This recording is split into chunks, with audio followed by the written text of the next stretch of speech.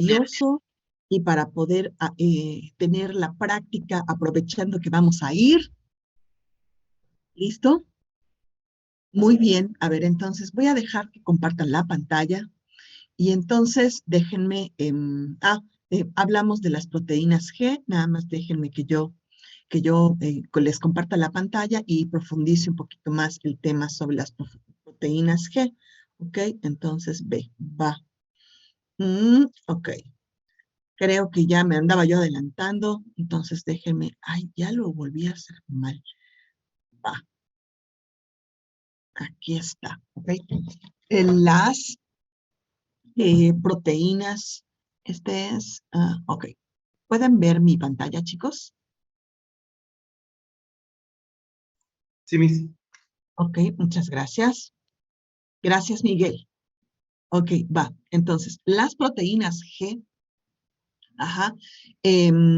corresponden casi al 80% de la señalización en la edad adulta. Durante la embriogénesis, vamos a ver que la mayor parte de ella es por receptores RTK o por receptores tirosina-sinasa, y las proteínas G en general están acopladas a receptores, así se llaman, receptores acoplados a proteínas G o GPCRs o G-Protein Coupled Receptor, es decir, receptores acoplados a proteínas G.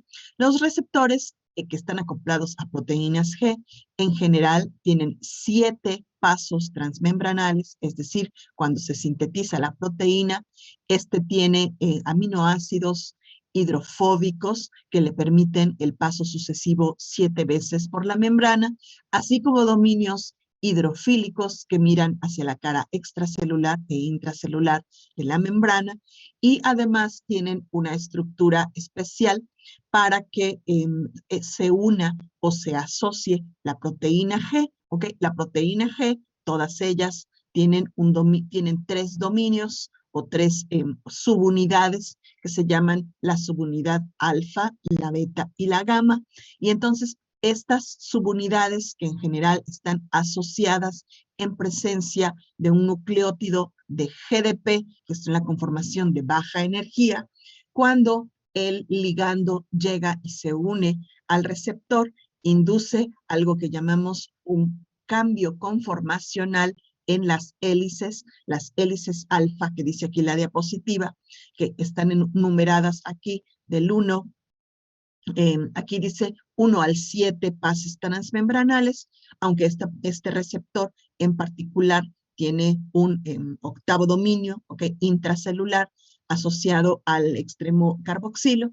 Entonces hace un cambio conformacional la proteína del receptor, y esto induce la disociación de las subunidades alfa, de la beta y la gamma, como mostramos aquí, es decir, así. ¿Ok? Entonces aquí está el receptor, la proteína G asociada al GDP, que es el estado inactivo, y unida a las subunidades beta y gamma. Cuando llega el ligando, este induce un cambio de forma, ¿ok? Eso quiere decir un cambio conformacional, y el dominio alfa de la proteína G intercambia GDP por GTP, que es el estado de alta energía, lo cual hace que el dominio alfa se disocie del beta y el gamma, y particularmente las proteínas G de tipo alfa o GA se asocian a una enzima que está anclada, aquí está en el citoplasma, pero en realidad está anclada a la membrana, y esta enzima es la adenilato ciclasa, que aquí dice AC, ¿ok? La adenilato ciclasa, ¿ok? Lo que hace es tomar, la adenilato ciclasa lo que hace es tomar el ATP, ¿ok? Y lo transforma en AMP cíclico, y tiene como residuo el fósforo inorgánico, y el AMP cíclico activa a una sinasa. Las sinasas se dedican a pegar grupos fosfato, eso se dice fosforilar, y entonces activar proteínas que no estaban activas antes de la unión al ligando. Por otra parte, como vamos a ver el día de hoy, existe otra cadena que es activada por el ligando acoplado a proteínas G, que es la cadena, la vía de señalización, perdón, de la fosfolipasa C. Entonces, ¿hasta aquí tienen alguna pregunta? Perdón, las proteínas G, se pueden dividir. Vean, los receptores acoplados a proteínas G, esta es una diapositiva muy resumida, puede ser proteína G, S, es decir, este S es de estimuladora o stimulating G protein, proteína G inhibidora, en donde la unión del ligando, ¿ok? Se asocia no a la activación de la adenilato ciclasa, sino al revés, a la inhibición. La proteína, la proteína G, donde la alfa es una Q, entonces esa está acoplada a la fosfolipasa C, sobre todo a la fosfolipasa C beta, que vamos a ver si quieren en un momento, y un cuarto tipo de proteínas G que se llaman con una subunidad alfa 12, es decir, las otras subunidades son idénticas, la beta y la gamma, las únicas que cambian son la subunidad alfa, que puede estar acoplado a la activación o inhibición de la adenilato ciclasa, activación de la fosfolipasa C, activación de una pequeña proteína G que se llama GTPasa de Rho. Entonces, voy a dar permiso para compartir para que pase la persona que le tocó explicar fosfolipasa C, ¿ok? ¿Alguien tiene alguna pregunta hasta aquí?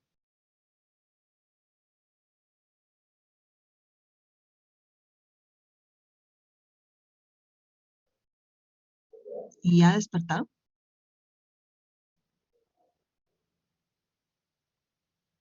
Sí, mis bien despiertos. Ok, entonces, ¿a quién le tocó fosfolipasa C? Proteína G acoplada a la fosfolipasa C. A mí, doctora. A ver, entonces ya permití compartir. Déjame ver en lo que compartes.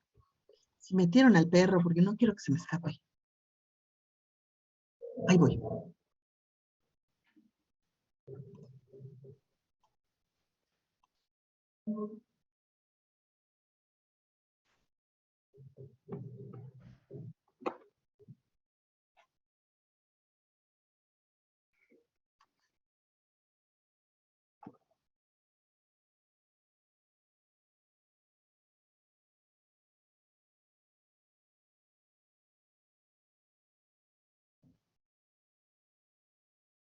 Listo, más tranquila, ya está dentro mi perrito. Bueno, Listo. nosotros le vamos a hablar sobre los receptores acoplados a la fosfolipasa C.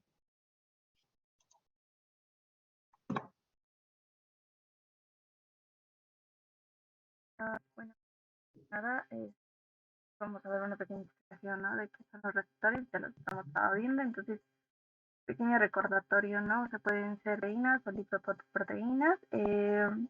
Los receptores pueden estar actuando directamente, ya sea como efectuador del mensaje o de la respuesta.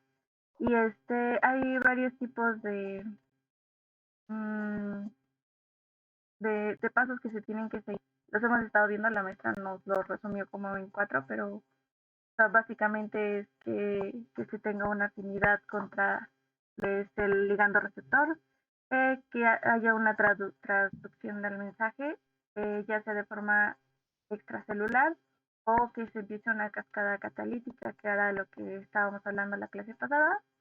También tenemos la transmisión del mensaje ya al efector apropiado, es decir, que se pase a la siguiente molécula que tendría que empezar a, a moverse, ¿no? A mandar los mensajes. La modulación del efector sería que no se altere la actividad y bueno, ya la respuesta final sería el estímulo que da la última molécula que reciba el mensaje y hasta ahí sería como el final del proceso, ¿no? Y tenemos, en la imagen muestra a un receptor, ¿no? La parte extracelular, la parte que está en la membrana plasmática, es la parte verde, y la parte que es intracelular, que es la parte amarilla. Aquí hay una tabla de los tipos de receptores. De hecho, aquí está, por ejemplo, la GABA que estábamos viendo con la maestra, que precisamente era de los canales iónicos. Y también hay acerca de los receptores acoplados a la proteína G, que son exactamente los que estamos viendo ahorita, receptores catalíticos y receptores intracelulares. Pues esta nada más es así como un informe, ¿no? General. No sé si quieran tomarle foto o pasamos a la siguiente. ¿Sí?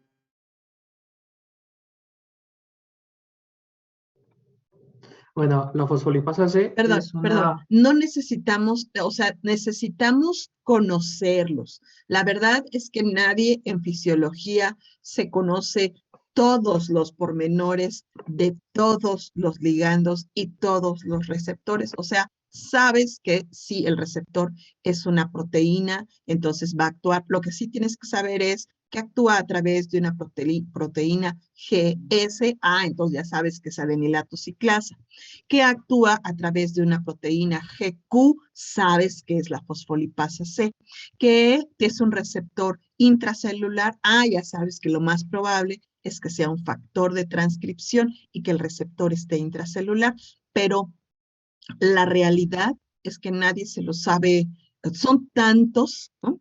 Estos no son los únicos, estos son un ejemplo, que yo no voy a preguntar así, el neuropéptido Y corresponde porque, oigan, no me lo sé ni yo, simplemente tienen que saber la generalidad cuando les hablen, ¿no? De que el problema implica que se requiere del desarrollo o modificación de algo que actúa a través de proteínas G. ¿Sí me explica, chicos? Sí, O sea, Miss. no tienen que estar en la luna cuando se los digan. Ajá, eso lo tienen que saber, pero sí van a trabajar con cáncer o van a trabajar con desarrollo o van a trabajar con una cuestión hormonal. Eso ya se empaparán de la particularidad en su momento. Listo, seguimos. Ok, bueno, la fosfolipasa C es una proteína efectora o una enzima que se localiza en la membrana plasmática. Esta es activada por el guanosintrifosfato unido a la subunidad alfa que proviene de la proteína G. Su función al ser activada es utilizar los fosfolípidos membranales para formar o producir más bien dos moléculas que van a servir como segundos mensajeros al interior de la célula.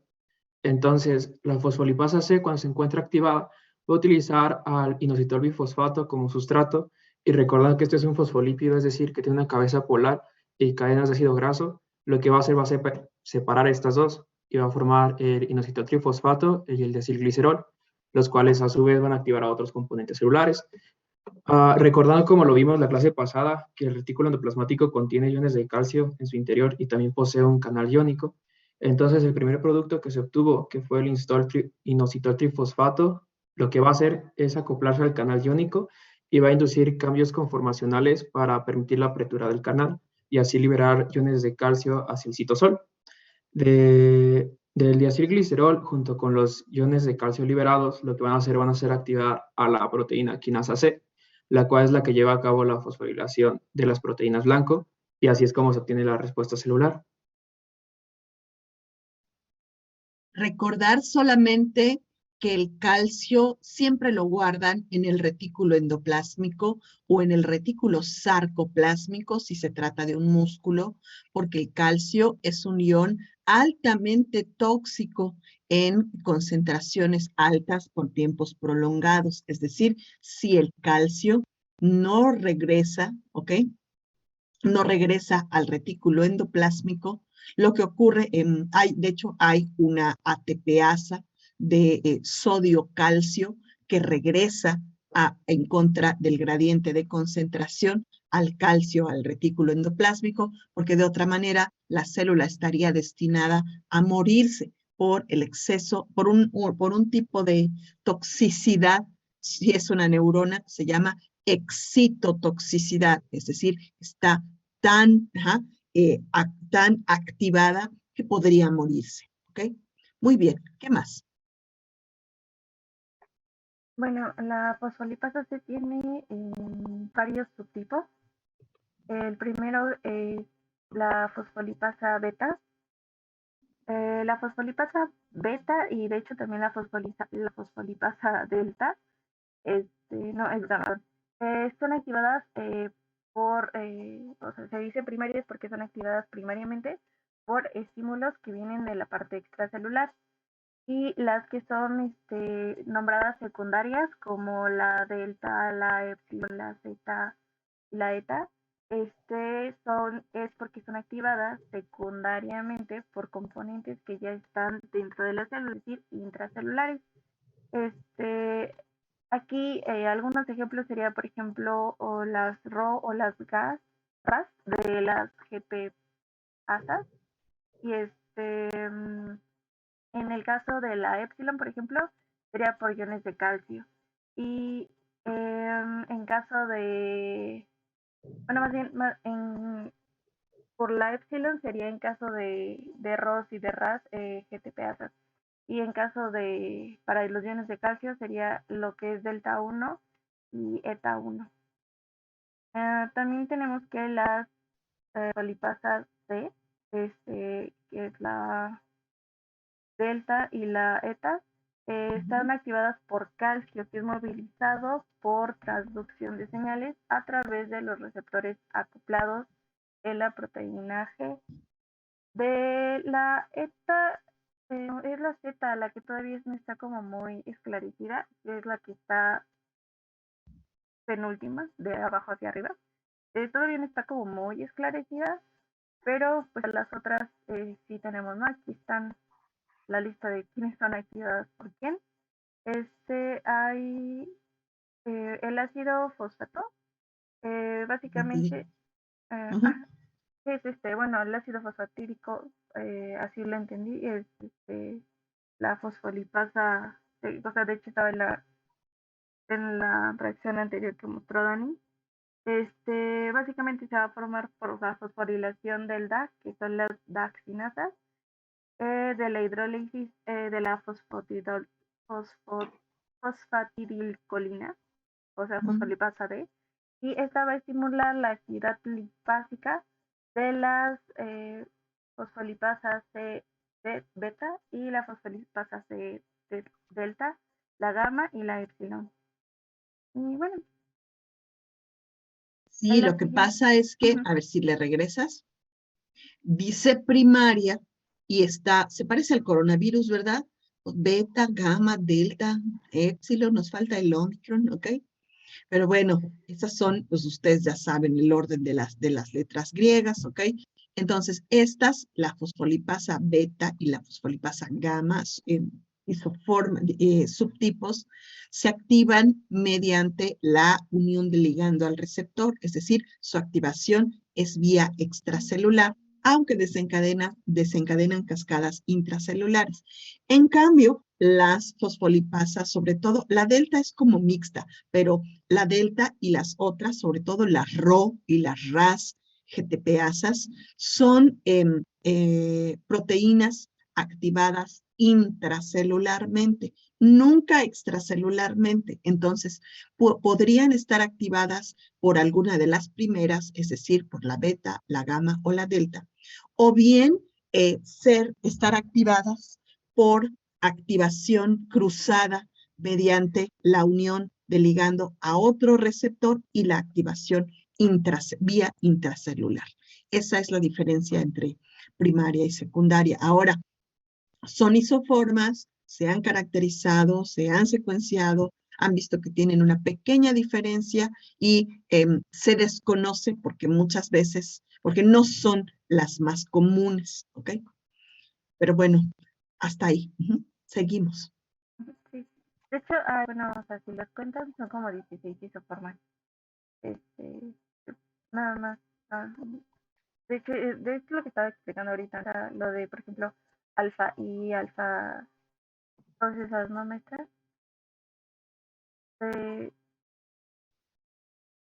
Perdón, sí, o sea, sí son muchas subunidades, sí son muchos subtipos.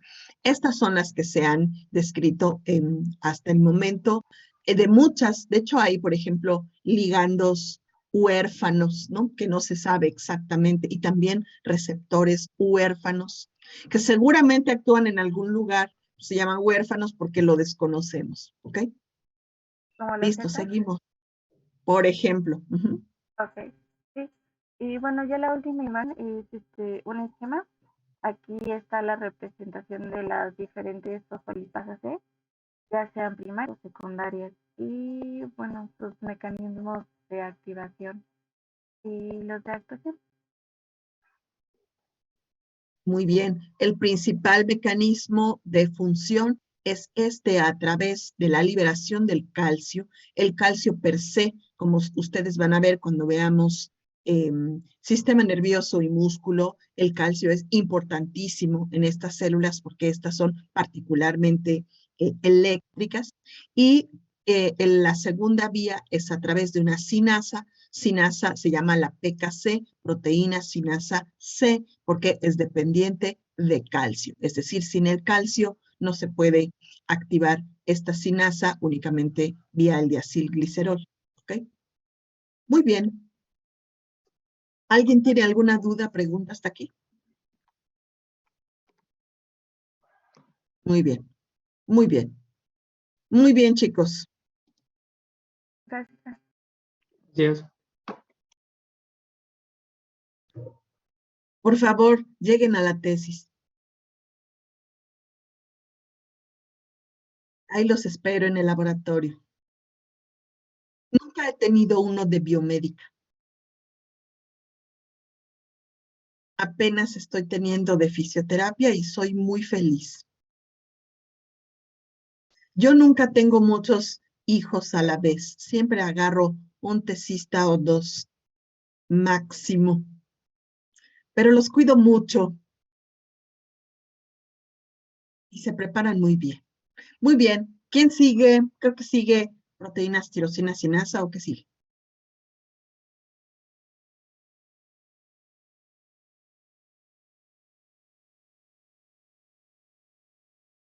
¿No? ¿Qué más prepararon, chicos? Sí, estamos viendo quién comparte. Ok, está bien, me espero. Parece que ya pasó el frío. Ojalá que no nos vaya a caer la siguiente semana. No, por favor, yo quiero ir calientito, no frío. Maestra, buenos días. Mi internet estaba fallando y entré como media presentación de esta Rocío. ¿Cree que me puedo poner mi asistencia después? Y sin problema, no he pasado la lista. Gracias. Ujú.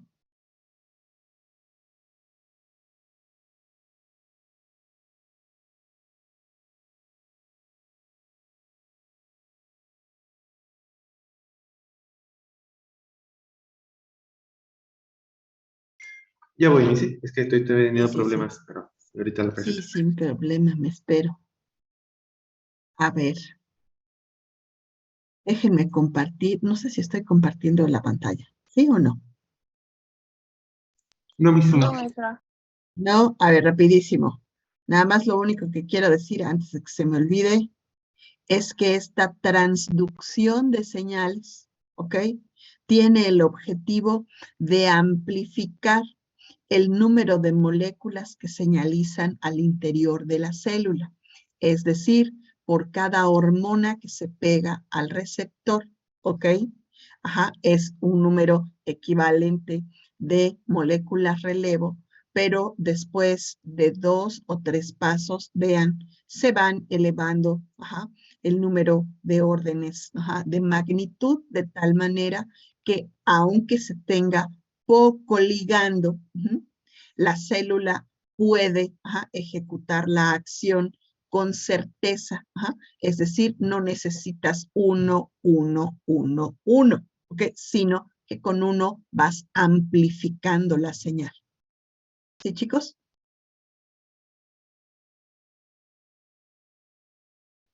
Listo. Entonces déjenme, ya voy a dejar de compartir y ya dejo que compartan ustedes. Y ya. Ahí está. Listo. Melissa, ¿Ya lo Miguel. pueden ver? Sí. Maestra, Portos está Espérense. teniendo problemas con su internet. ¿Quién? Portos. Ah, sí. Pero ahorita está adentro, pero ya ahorita, quién sabe. A ver si se puede incorporar durante. Está bien. Si no, Ayer pues, estaba a punto de preguntarles algo. Seguramente ustedes saben, pero sí finalmente lo logré por accidente. Que si se puede escanear un QR desde una computadora. tampoco sí se puede. Sí, ¿qué crees? No, ni supe cómo, pero sí se puede, ¿no? Bueno, pues, entonces los escucho. Bueno, nosotros les vamos a hablar de los receptores tirosina sinasa. ¿Mm? Ay, vamos a empezar por platicarles un poquito de la molécula tirosina. Bien.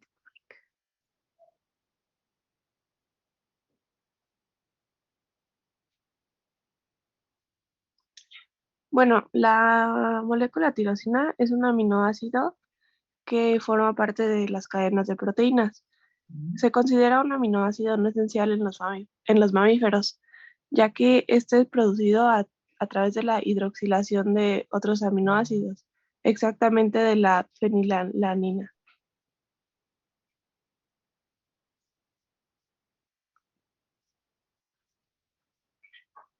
La sinasa.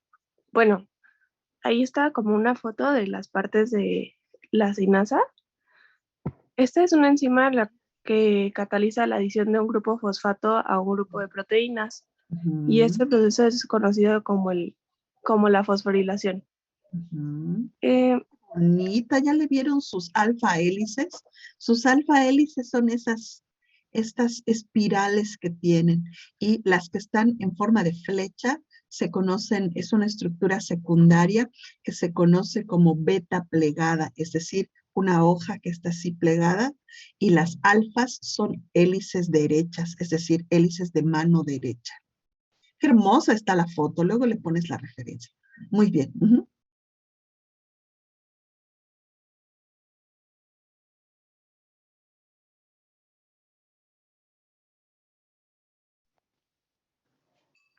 La fosforilación de proteínas. Para muchas proteínas, el grupo fosfato es añadido a un extremo de la cadena y es retirado. Y esto es conocido como todo un ciclo, el ciclo de la fosforilación, y permite a la proteína cambiar como de un estado a otro. Y entonces, o sea, la proteína puede, mientras más ciclos se produzcan, la proteína puede cambiar más rápido bajo un estímulo.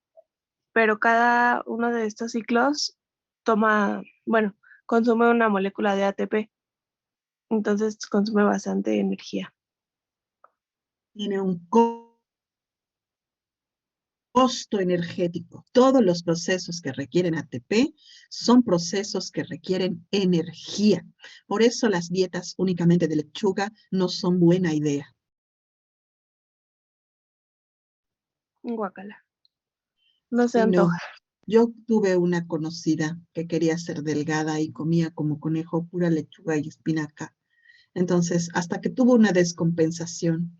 Entonces, estamos en el mundo y tenemos que comer. Listo, y tenemos que comer fuentes de energía. Listo, seguimos. Bueno, ¿qué es? Este es un receptor que se divide en tres dominios: un dominio extracelular, un dominio transmembranal y un dominio tirosina sinasa. Bueno, el dominio extracelular es el que recibe la señal, es el que está afuera. El dominio transmembranal es el que está anclado a la membrana, y el dominio tirosinasa es el que recibe el grupo fosfato y lo reduce a la tirosina. Tiene como dos modos: es el inactivo, que es cuando se forma en menómeros que están separados, pero cuando está activo se juntan y se hacen dímeros para poder trabajar. Bueno, las señales que estos pueden recibir es lo EGF, que es epidérmico, FGF, fibroblástico, PDGF, que es de plaqueta y de insulina. Los receptores que están con cada uno, por ejemplo, es el EGFR, que es el receptor de factor de crecimiento epidérmico, y abajo es el FGFR, que es el factor de crecimiento fibroblástico. Plástico. Abajo está el PDGFR, que es el factor de crecimiento Derivado de las plaquetas. derivado de las plaquetas, y es el factor de crecimiento de la insulina. De la insulina, sí. Es decir, estos factores de crecimiento son, su uso es sobre todo durante la embriogénesis, aunque los niveles bajan muchísimo a niveles nanomolares y picomolares durante la adultez, porque tienen que ver con el mantenimiento de poblaciones celulares muy específicas. También tienen que ver con los cánceres. ¿Por qué? Porque cuando hay uno de estos eventos, el cáncer se parece mucho a la embriogénesis, solo que de manera desordenada. Entonces se liberan muchos de estos factores de crecimiento y morfógenos que inducen un crecimiento acelerado. Es decir, imagínese, en 9 meses, ¿ok? Se pasa de ser una célula a ser una persona, ¿ok? Muy bien. ¿Qué más, Miguel? Ok. Bueno, esta parte le tocaba a mi compañero Portos, pero pues no está, entonces la explico. No. Bueno, que le explique Meli.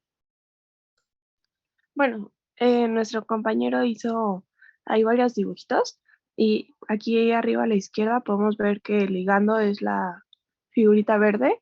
El ligando ¿Los se va a hacer hiciste?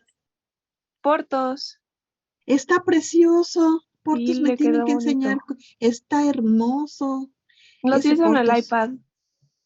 Ay, me tiene que decir cómo. Están hermosos. No, sí. Sí los quiero para la tesis. Ok, a ver, sí. Y luego, El cuéntenme. ligando, que es la cosita verde, se va a ir acercando al receptor y el receptor tiene 2 partes. Y bueno, la que sigue Mike es el receptor es el morado. Ajá. Luego, las estructuras se juntan al llegar al receptor y se introduce una reacción de fosforilación. Cruzada. Esto quiere decir que la región del dominio citoplasmático va a tomar grupos fosfato a partir de las moléculas de ATP y las va a transferir a los residuos de tirosina y viceversa hasta que quede fosforilada cada uno de los residuos, causando que el receptor de tirosina sinasa se encuentre completamente activo. A ver, voy a poner aquí, voy a meter aquí la cuchara. O en presencia de ligando, señálame al ligando, Melissa. El ligando es el verde, ¿ok? El receptor, que en condiciones de inactivación es un monómero, es decir, está así solito, ¿ok? Cuando se une un ligando, hay receptores que requieren 2 ligandos, ¿ok? O sea, 2 para hacer el clip, ¿ok? Se dice que el receptor dimeriza. ¿Eso qué quiere decir? Que la presencia del receptor induce, digamos que la adaptación de los 2 monómeros de receptor, y entonces pueden ser receptor del mismo tipo y ser homodímeros, o ser receptores de diferente tipo, es decir, una combinación, y ser heterodímeros, ¿ok? Y entonces el receptor dimeriza en presencia del ligando, y entonces esto hace que el dominio intracelular, es decir, el que está aquí abajo, ¿ok?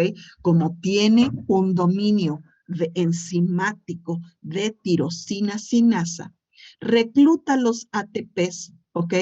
Y entonces fosforila el de la derecha al de la izquierda y el de la izquierda al de la derecha. Ese proceso se conoce como fosforilación cruzada, es decir, yo te fosforilo a ti y tú me fosforilas a mí, de tal manera que entre los dos podamos iniciar una cascada de activación intracelular mediante la fosforilación propia, pues, ¿ok? ¿Qué más? Sí, bueno, como ya mencionó, posteriormente se unirían las proteínas adaptadoras a los residuos de la tirosinasa que han sido fosforilados, causando reacciones en cascada, provocando así la respuesta celular. Muy bien. Después, el receptor de la tirosinasa activa, también puede fosforilar proteínas blanco o DINA. Tomando como sustrato estas proteínas y una molécula de ATP para así transferirlas en un grupo fosfato y obtener una tercera respuesta celular. Estos receptores pueden activar hasta 10 respuestas celulares distintas. Muy bien. Luego, las mutaciones alteran al producto del receptor de la tirosina. Bueno, es decir, el receptor está activo demasiado tiempo provocando señales que indiquen a la célula hacer un proceso diferente, generando así células dañadas. Sí, un funcionamiento alterado. Es decir, el cáncer, la diabetes tipo 2, la inflamación crónica están asociados al mal funcionamiento, ¿no? Sobre todo al funcionamiento a la alta de este tipo de receptores. Sí, eso sería todo. Muy bien, gracias Miguel. Precioso, les quedó muy bonito. ¿Qué más falta? Déjenme, que les quedó hermoso. Me tienen que enseñar a cómo hacer los diseños. Les quedó muy bien, chicos. La verdad es que bien, bastante bien. ¿Quién sigue?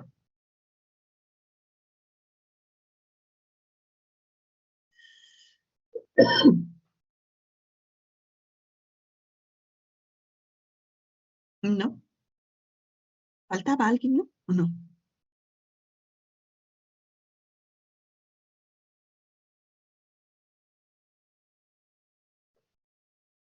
No. Bueno, yo quiero agregar algo. Pizarrón, ¿ok? Estos receptores tirosina sinasa en general actúan mediante concentraciones, son sensibles a la concentración del ligando, que sería, por ejemplo, el GDNF, el EGF, el derivado de la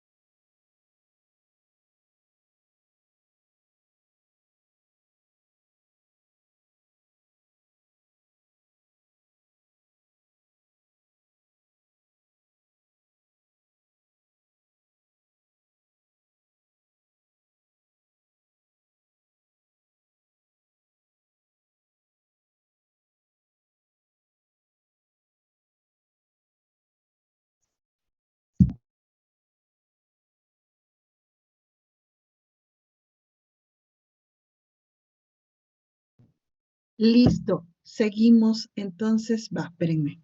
Déjenme revisar. Entonces, ya estuvo receptores tipo tirosina sinasa, ya estuvo receptores acoplados a proteína G, ya estuvo receptores acoplado a la fosfolipasa, no, a la fosfolipasa C. ¿Qué falta, chicos?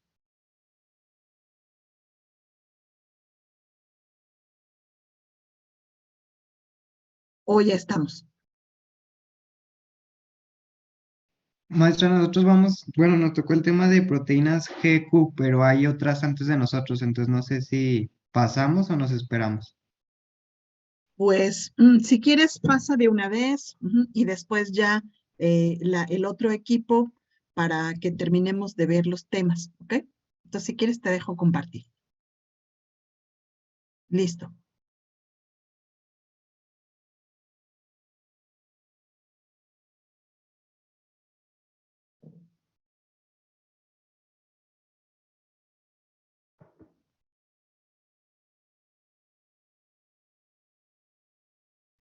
Bueno, nosotros vamos a exponer lo de proteínas GQ y bueno, iniciamos como con una introducción de qué son las proteínas G en la siguiente diapositiva.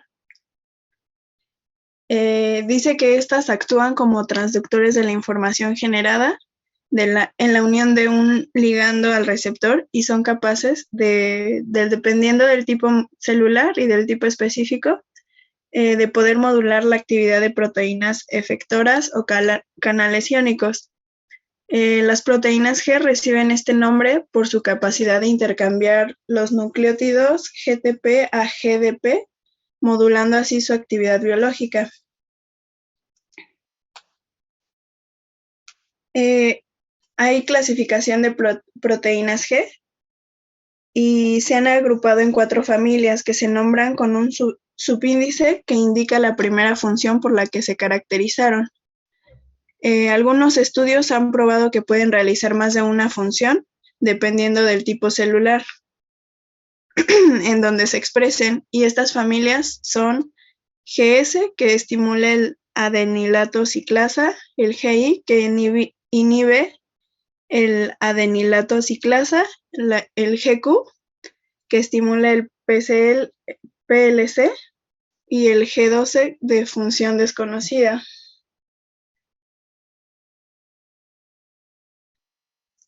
La proteína GQ es una subunidad de proteína G heterotrimérica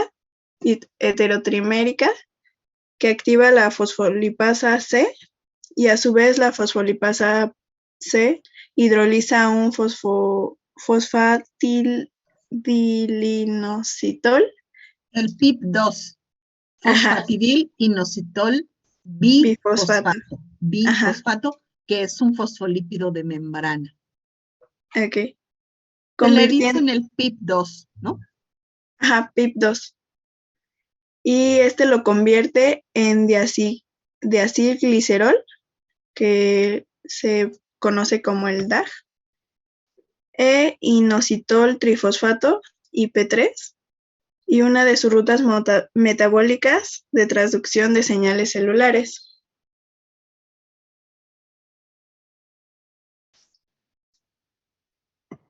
Y bueno, prácticamente su función es, como ya lo vimos, activar la fosfolipasa C.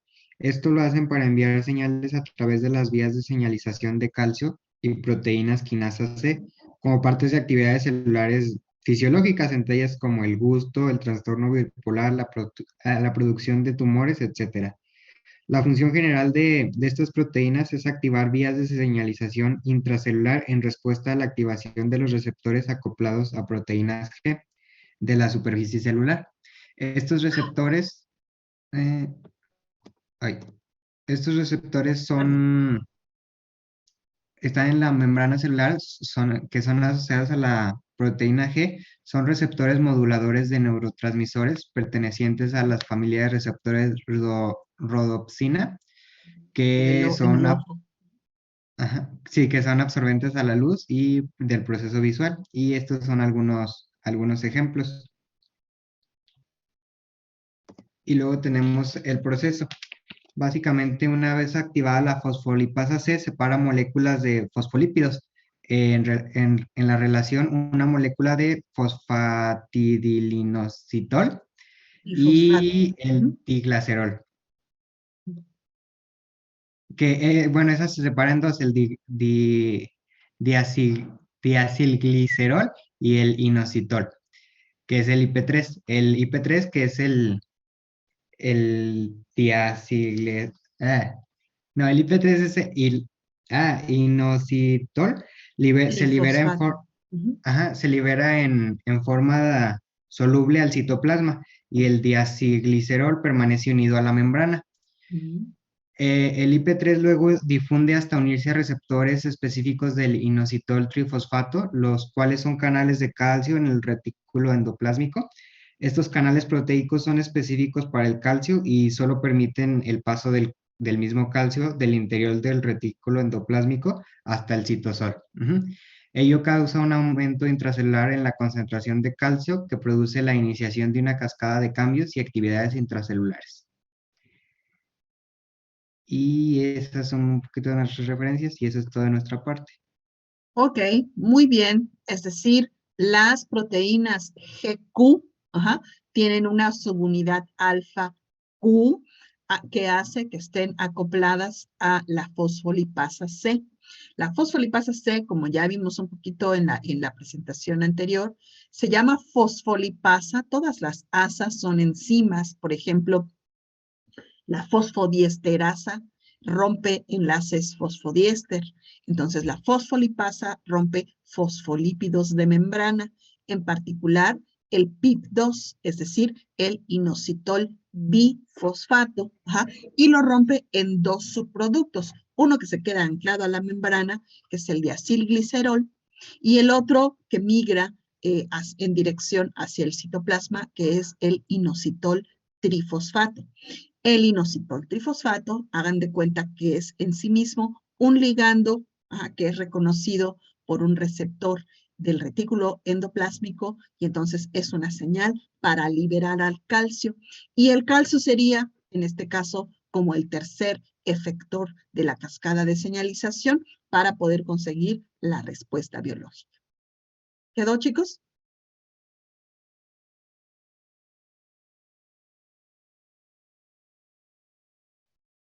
¿Ya habían visto este tema antes o no?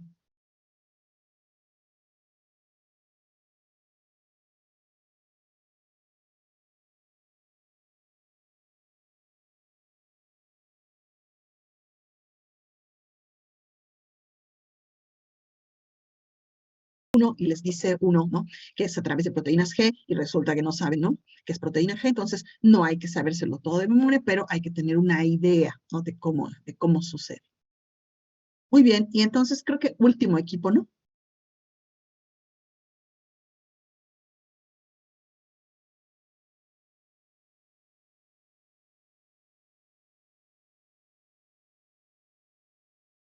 ¿Falta alguien más?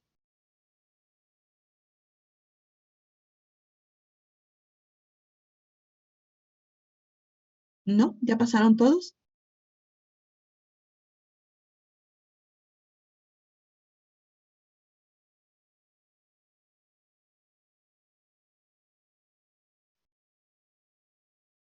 Creo que ya, ¿cierto o no? A ver, díganme. Si alguien falta por pasar para darle espacio, y si no, para terminar y ya cerrar la clase del día de hoy.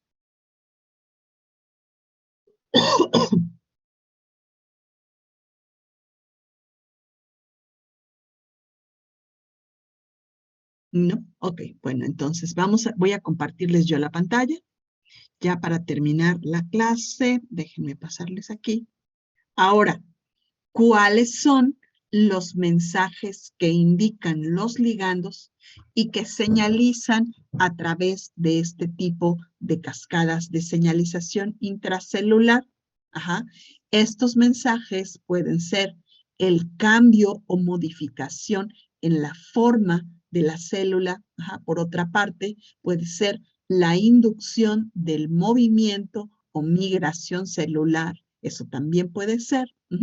También puede ser un cambio en la actividad metabólica de la célula en respuesta a la llegada del ligando, pero también puede ser, por ejemplo, la diferenciación, es decir, que una célula pase de ser una célula indiferenciada, como las que vamos a ver después en la asignatura, que están presentes en todos los tejidos, ¿ok?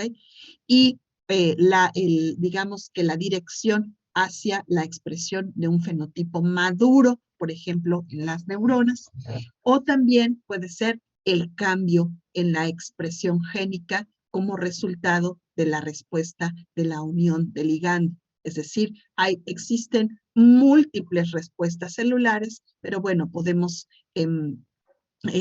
englobarlas en el cambio de forma, el movimiento, la división celular, el cambio metabólico, el cambio en la permeabilidad de la membrana y el cambio o los cambios en la regulación de la expresión génica. Entonces, lo que vemos aquí en la izquierda es el ejemplo de cambio de forma. En el sistema nervioso, ¿ok? Vamos a... oigan, por cierto, para la práctica necesitamos ir y pedir permiso o ¿cómo le hacemos? Porque voy a llevar mis preparaciones. Pues creo que tendríamos que, o sea, nosotros mandar el vale de laboratorio como un día antes y eso, ¿no? Entonces a lo mejor vamos a tener la clase y preguntamos, de todos modos voy a cargar mis preparaciones por si podemos tener la práctica el viernes que nos veamos, ¿ok? Para pedirlo con anticipación. Listo. Entonces decíamos, en el sistema nervioso existe una célula que está relacionada con el sistema inmune, que se llama la microglía, se parece a los macrófagos, y entonces la microglía, como el sistema nervioso, está cerrado y aislado de los sistemas del resto del cuerpo, por obvias razones, puesto que donde se eche a perder o algo ande mal en el sistema nervioso, esta alteración va a incidir en el funcionamiento de todo el cuerpo, es decir, puedes convulsionar, puedes dejar de ver, puedes tener atrofia muscular, puedes tener desórdenes intestinales y todo ser gestionado aquí en el cerebro. Entonces, esta microglía en general está inactiva, ¿ok? Y solamente se activa por unión de ligandos específicos, y entonces, como ven, tiene aquí varios procesos, es decir, como si fueran unas extensiones del citoplasma, y entonces, en presencia de ligando, esta microglía retrae sus procesos y adquiere una conformación ameboide, más bien redondeada, que le permite poder migrar a las diferentes partes del encéfalo, de tal manera que cuando llega al sitio donde ocurrió algún daño o entró algún patógeno, ¿okay?, adquiere a su vez, por señalización, la actividad fagocítica de macrófago, es decir, la capacidad de engullir restos celulares o patógenos dependiendo de lo que haya reclutado el hecho de que la microglía haya cambiado de forma, ¿ok? Una segunda, aquí vean, amigos, yo soy bien visual, entonces aquí en la derecha ustedes pueden ver estas células verdes, esta es una microscopía de fluorescencia, inmunohistoquímica de fluorescencia, ¿ok? También se les dice inmunofluorescencia, en donde podemos ver, esto es una caricatura de la microglía, un dibujito, esta es la microglía con sus procesos, y entonces acá en el lado derecho vemos a la misma microglía ya en forma más redondeada, ¿ok? Migrando hacia el lugar donde hubo algún daño. Aquí podemos ver en rojo un poco de la microvasculatura del encéfalo, ¿ok? Entonces, este es un ejemplo del cambio de forma inducido por la unión del ligando y la activación de cascadas de señalización intracelular. ¿Ok? Otro ejemplo, perdón, Este tipo de respuestas pueden ser respuestas de acción rápida, es decir, como la apertura y cierre de canales de iones, ¿ok? Y el cambio de la permeabilidad de la membrana, pero también pueden ser respuestas lentas a largo plazo y sostenidas, ¿ok? Como la inducción de los cambios en la transcripción y del juego de genes que maneja esa célula. Estos cambios inducidos por cambios en la transcripción, podrían ser a largo plazo reversibles o irreversibles. ¿Ok? ¿Hasta ahí alguna pregunta? ¿Puede repetir ese último, por favor? Sí, que los cambios inducidos, los cambios de largo plazo, pueden ser cambios, largo plazo quiere decir para siempre, o largo plazo quiere decir solo un periodo y después regresa a las condiciones basales. O sea, no es como un cambio de corto plazo en milisegundos, sino es un cambio más sostenido.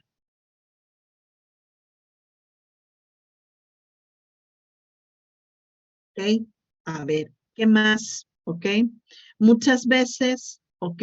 Estas señalizaciones funcionan como switches extracelulares en presencia de ligando, y estos switches inducidos por la acción del ligando son como si fueran activaciones de cascadas o funciones dentro de la célula, y en ausencia de ligando, el switch está apagado.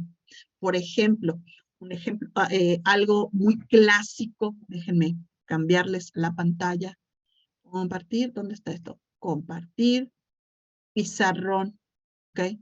Un ejemplo de cómo hay switches, ¿ok? Por ejemplo, en el hipotálamo hay una célula, aquí arriba hay una neurona, ¿ok? La neurona secreta dopamina, ¿ok? Y se la secreta se la secreta vía el sistema porta-hipoficiario. Eso no se angustien mucho, no lo tienen que saber ahorita, lo vamos a saber en el siguiente capítulo, y en el último hay un microsistema vascular en la hipófisis, entre el hipotálamo y la hipófisis, y entonces aquí hay unas células en la hipófisis posterior que se llaman los lactotropos. Los lactotropos son las células secretoras de una hormona que se llama la prolactina, ¿ok? Y el freno de los lactotropos es la dopamina. La dopamina del sistema tuberoinfundibular. Pero bueno, eso ahorita no se preocupen tanto, lo vamos a ver, ¿ok? Y entonces, la dopamina funciona como si fuera el freno de mano para los lactotropos, es decir, es el switch que está en off, el switch que está apagado. Pero cuando ocurre en condiciones fisiológicas una gestación y después un parto, ¿ok? Es decir, la generación de una cría, ¿ok? En el mamífero, en todos los mamíferos, lo que ocurre es que hay una señalización de hormonas de el feto, en este caso, y entonces eso hace que se quite o se libere el freno de la dopamina, ¿ok? Y en este caso muy particular, en ausencia de ligando, ¿ok?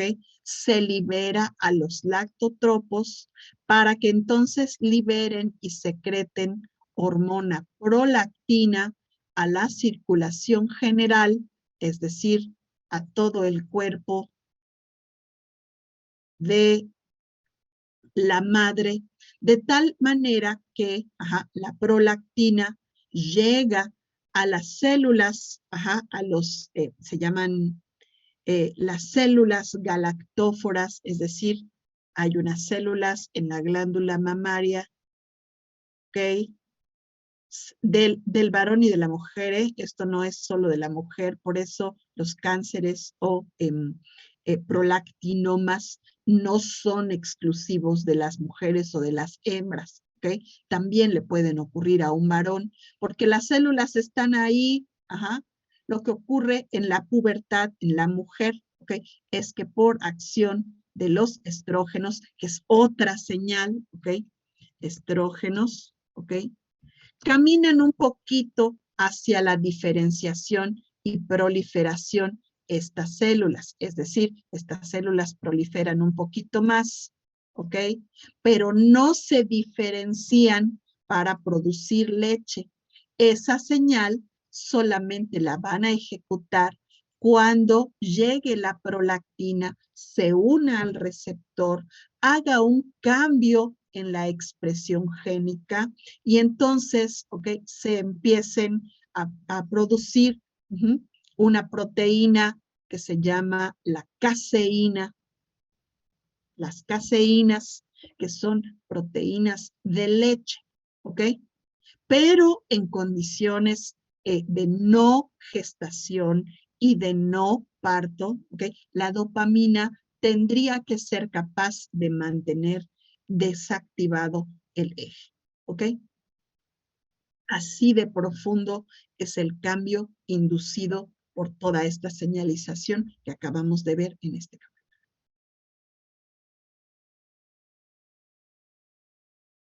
¿Hasta ahí alguna pregunta? ¿No? Ok. Entonces vamos a dejar de compartir y vamos a cerrar la clase del día de hoy. ¿Qué aprendimos, muchachos? ¿Qué les sorprendió el día de hoy? ¿Qué les gustó?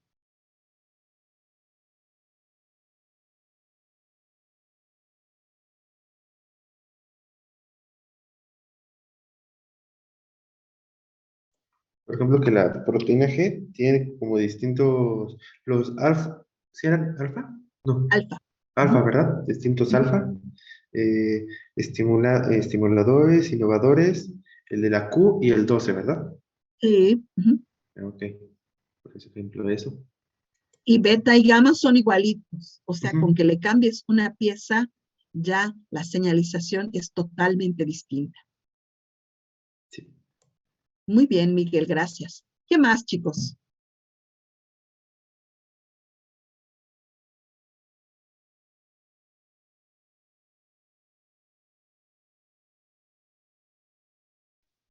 Que las ¿No? respuestas a la señalización pueden ser rápidas, por ejemplo, si se da por canal iónico, o despacio si es otro medio del Sí, envío de la información. más lenta es la de modificación de la transcripción.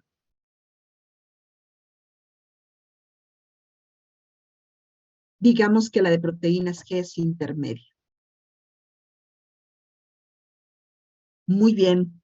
¿Qué más aprendimos hoy, chicos?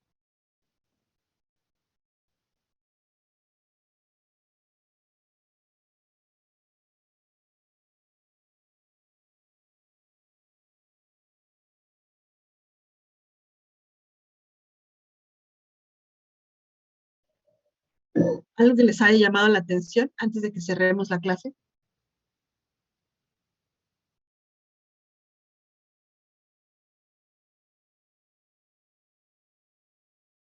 El calcio es tóxico. El calcio es tóxico cuando se encuentra intracelular.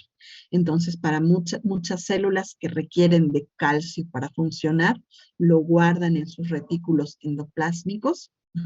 O, por ejemplo, las neuronas, muchas de ellas tienen pozas extracelulares de calcio.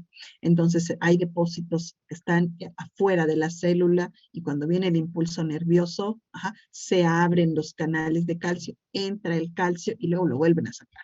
Porque si no, el calcio las mata. Muy bien. ¿Qué pasó, Rocío?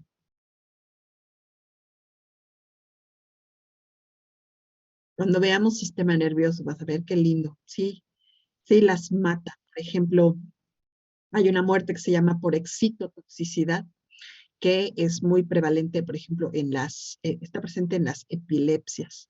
Por eso es que las mantienen así, encendidas, pero no activas todas al mismo tiempo, porque sería una sobrecarga para el sistema.